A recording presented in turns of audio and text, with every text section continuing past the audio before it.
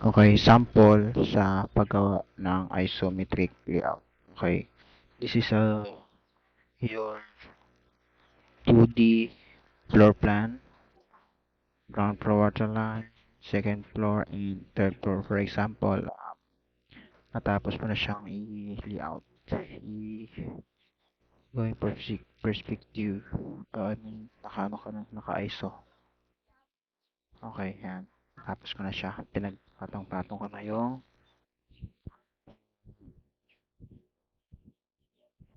mga floors.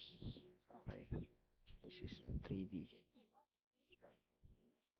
Then, create your isometric layout na type UCS.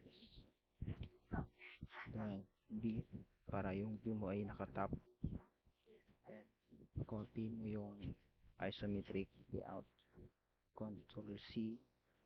Then, balik ka sa command ng UCS review para balik siya sa perspective view. Then, balik siya sa top view. And then, paste.